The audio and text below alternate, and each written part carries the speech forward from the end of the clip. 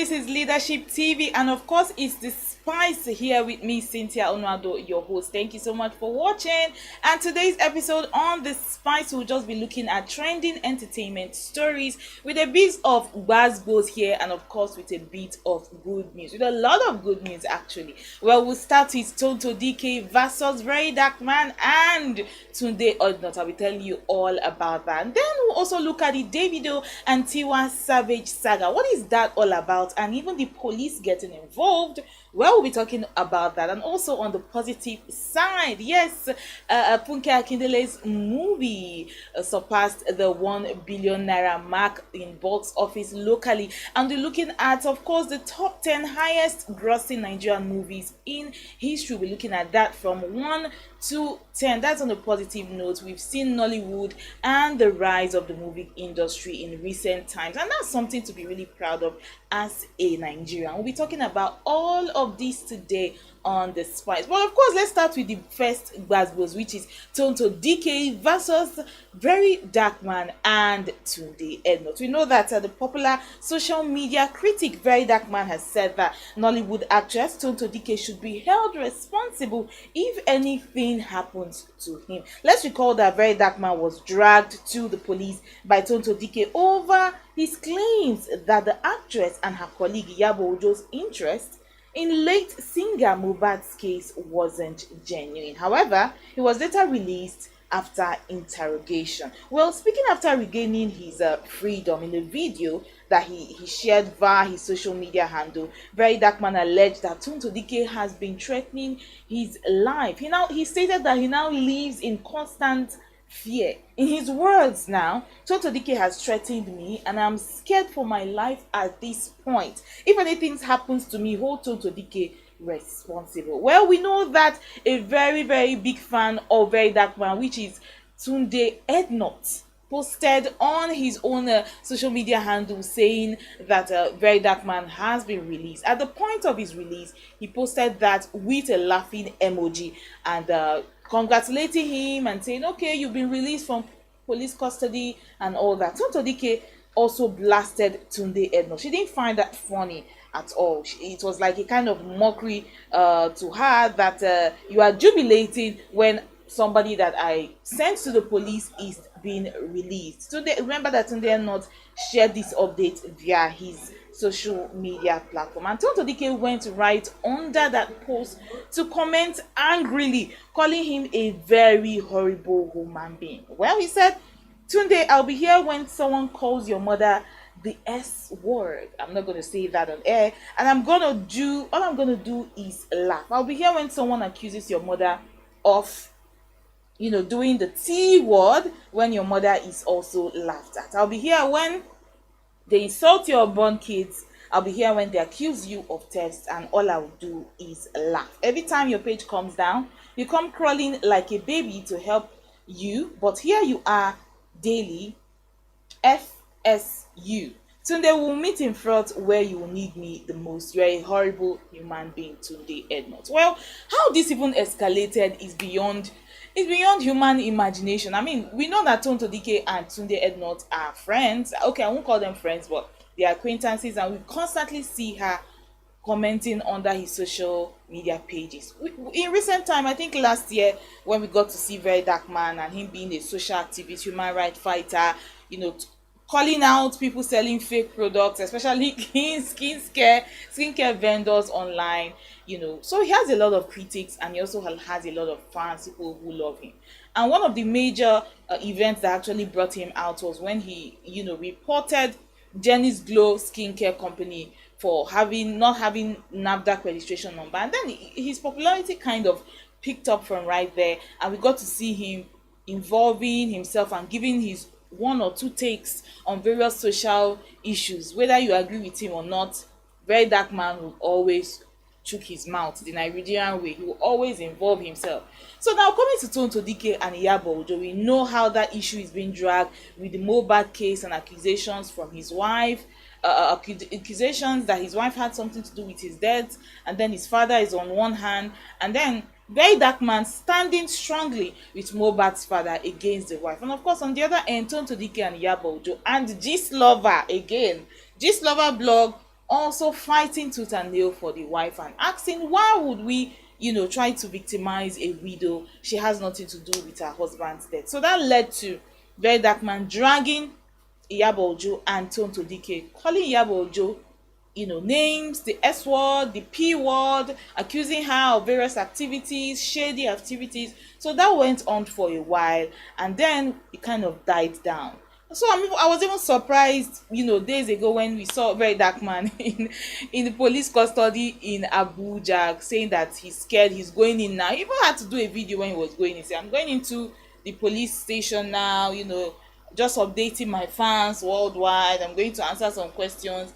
So it's not like the case of the hunter becoming the hunted, because Very Dark Man has a way he sends his own message, almost like a bully, kind of away from even the social activist name or tag he calls himself or people call him. It almost seems like he bullies people online. So now what can we say? The hunter is becoming the hunted. Tonto Dike is also known as somebody that likes police. Tonto Dike likes police case. Tonto Dike is used to arresting people, from Churchill to her ex-fiance or boyfriend, or what would I call him, Giri.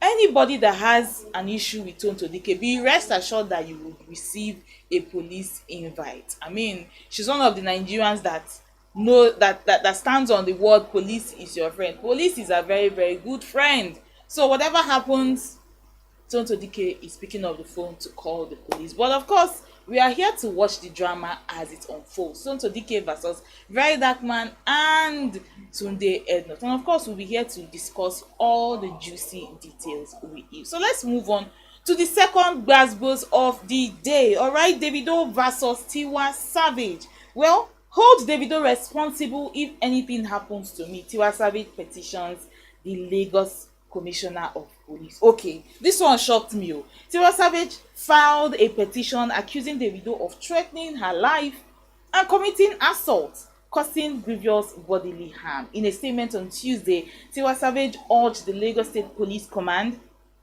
and the Commissioner, Fayode Mustafa, to hold Davido responsible if harm befalls her. The songstress further accused Davido of having made a direct threat to her privacy and dignity of her person. According to her, the threat started when she posted on Instagram about Davido's baby mama, Sophia Momodu, on the 23rd of December 2023, leading Davido to contact her manager, claiming she was provoking him. She said Davido is displeased with her because she opted to sustain a relationship with Imade's mother, that's Davido's child now, Sophia Momodu, who is the baby mama, with whom Davido is currently having problems with.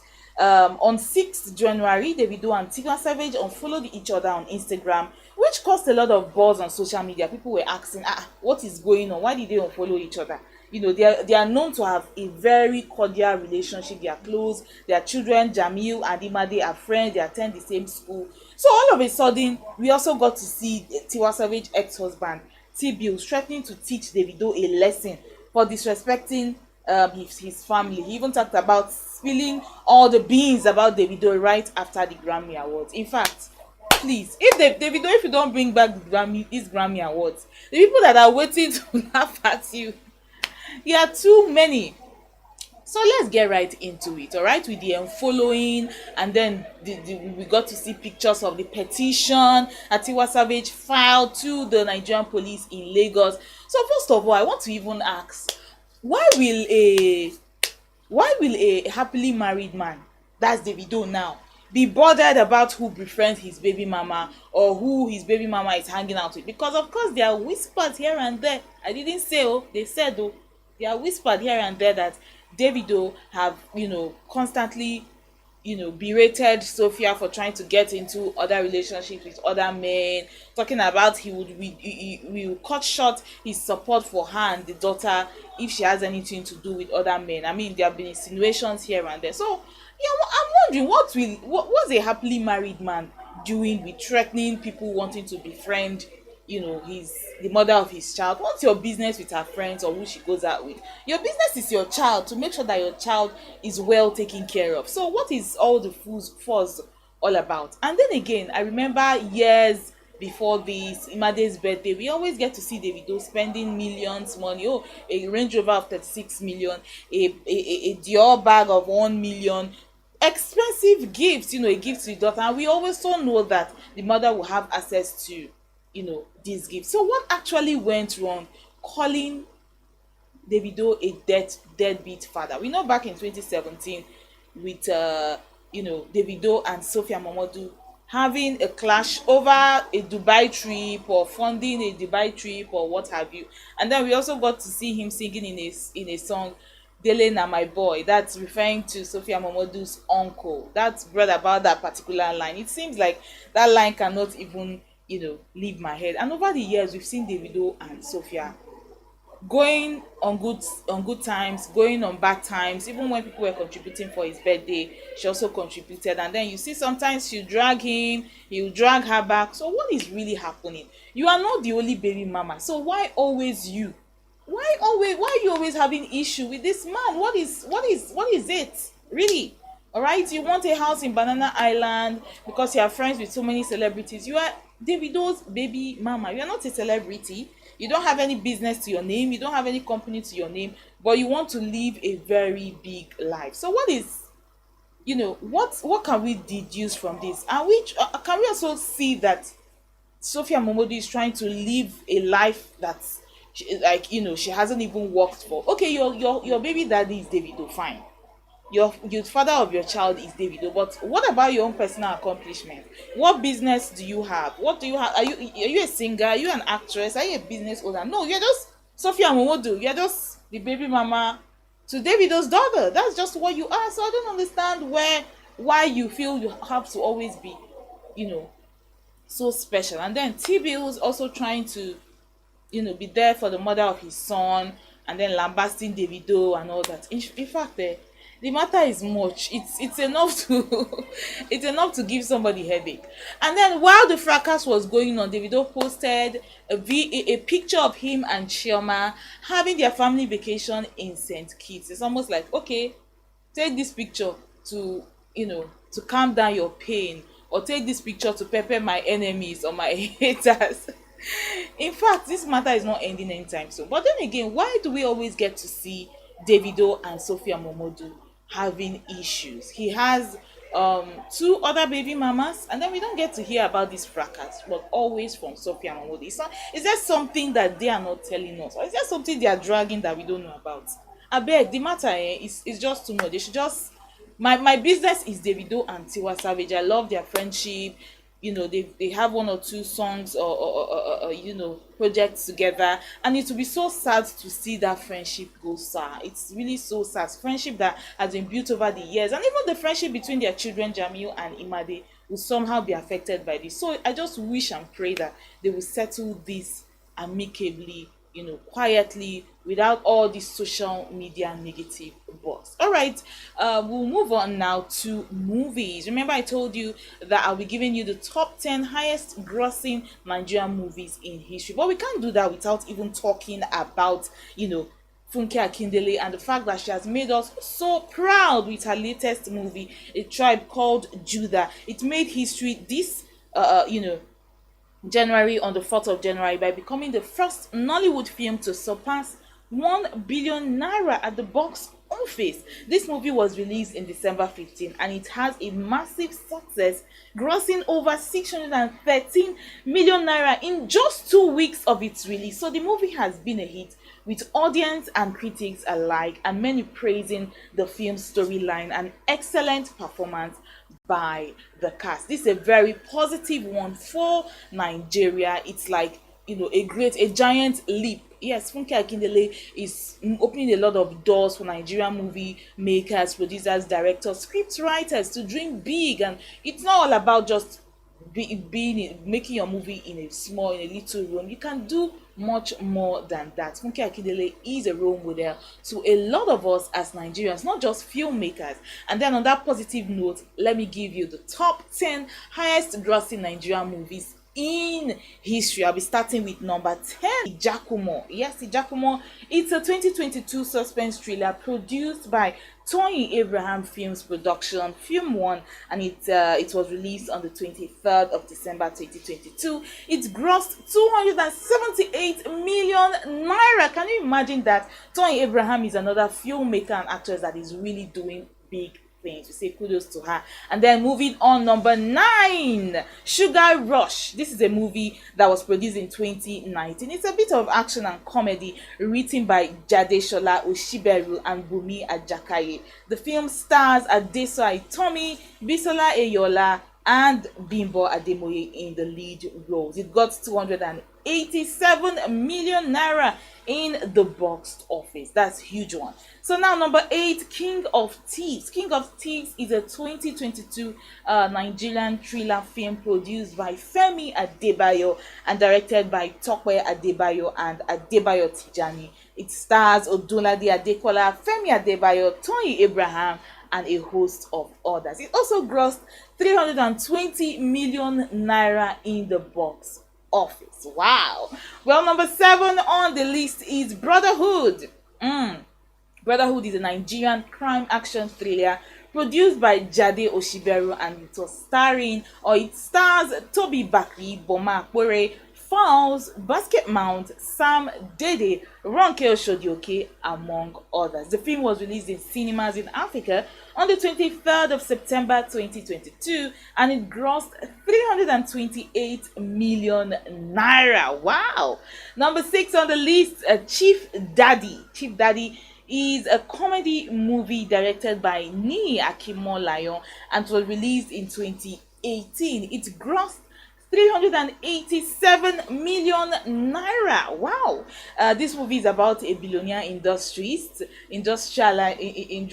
industrialist, yes, Chief Beecroft, who serves as a benefactor to a large extended family of relatives, household staff, and mistresses. He dies suddenly, and would create a saga, among his extended family, because they're trying to, of course, get together with his will and get to collect 1 or 2 inheritances and all that. So I remember this movie so much. It starred popular Nollywood actors and actresses Funke Akindele Bello, Kate Henshaw, Nkemowo, Joke Silva, Patience Ozoko, Richard Mufedamijo, and Rachel Oniga. Well, let's move to the number 5 movie right now, The Wedding Party Part 2, the sequel to The Wedding Party. Well, it grossed about 433 million naira to be exact. And right before that is The Wedding Party here on number 4, the romantic movie with Adeso Aitomi and Bankole Wellington, our very own Banky W. They starred as the lead actors, and this movie was directed by Kemi Adetiba. It was released in 2016 by Ebony Life Film One, Ink Blots Production, and Koga Studios, and it got about 452 million naira in the box office. Well, let's move up now to the number 3 spot, the third most highest grossing movie in Nigerian history, Omogeto the Saga. This is like a final part of the Omogeto series that was released in 2020 by Scene One Production. It was directed by Funke Akindele and JJC Skills. It grossed over 620 million naira in the box office, and of course the stars in the movie include Funke Akindele herself, Chioma Akpota, Nancy Sime, Eniola Badmus, Bimbo Thomas, Deyemi Okalawon, and Mercy Aigbe. This is the second film in the Omogeto franchise, and it was also the sequel to the 2010 trilogy film Omogeto. Well, second on our list now, Battle on Bukka Street. This movie was released on the 16th of December 2022 by Funke Akindele Network and Film One Studios. The movie went on to gross over 650 million naira. It tells the stories of two half-sisters who had previously had a lifetime of rivalry, and they set up a food business on the same street. So they found each other again and they resumed their rivalry. The movie is so interesting. I remember this movie having notable casts like Funke Akindele herself, Mercy Johnson, Shola Shobowale, Bimbo Ademoye, Tina Mba, Femi Jacobs, and Kevin Ikeduba, amongst others. Well, let's move on now to the top spot, the movie with the highest grossing returns in the box office. Should I do a kind of a drum roll? Ta-da! Of course, we know the movie I'm about to talk about, A Tribe Called Judah. Yes, that's the number one spot and the movie that is making us proud here in Nigeria. This movie actually got the attention of the president, Bola Tinubu, and also the governor of Lagos State, and a lot of praises. Yes, a lot of praise and kudos to the producer and the director, who is Funke Kindele herself. We know that this movie has smashed box office records, becoming the first Nigerian movie to earn 1 billion naira in domestic theaters. In dollars, that's $1.1 million, and of course in pounds, 900,000 pounds. A Tribe Called Judah, achieved this historic feat in just 3 weeks. Can you imagine that? 3 weeks. It was produced by Funke Akindele Network, and also directed and produced by her too. This movie revolves around Jedidiah Judah, a single mother who is battling financial hardship, portrayed, by Funke Akindele herself, and her sons also, each fathered by different men who scheme to rob a mall. However, on getting there, they are faced with armed robbers. Well, you don't want to even imagine. If you have not seen this movie, you have to actually go to cinemas and get to watch this movie. It also features a talented list of of stars, including Jide Kene Achufusi, Timini Oboson, Usi Usman, Toby Makinde, Olumide Aworu, Ebele Okaro, Uzo Arukwe, Nse Ikpetim, Genoveva Ume, Fatia Williams, Nosa Rex, Greg Ojefwa, Ibrahim Yekini, and of course Boma Akbore. Yes, I want to say a very, very big congratulations and kudos to Funke Akindele for making us proud here over in this part of Africa. I mean, this movie grossing 1 billion naira in just how many weeks of its release. That's something really, really great, and I think it's a worthy of emulation, and a wake-up call to all Nigerian movie makers that of course you can actually do it if you put your mind to it. Yes, this is where we'll draw the curtain on The Spice today with me, Cynthia Onwado. I hope we're able to enjoy the show today. Of course, the show had a bit of buzz, and I also had to end it on a positive note. Yes, this year 2024, it's not all about saying no grief for anybody. We have to actually we have to grieve for hard work. We have to grieve for moving forward, and what have you. So of course, I'll be seeing you next week with another interesting episode of The Spice. Stay spicy. I love you. Bye. Thank you for watching.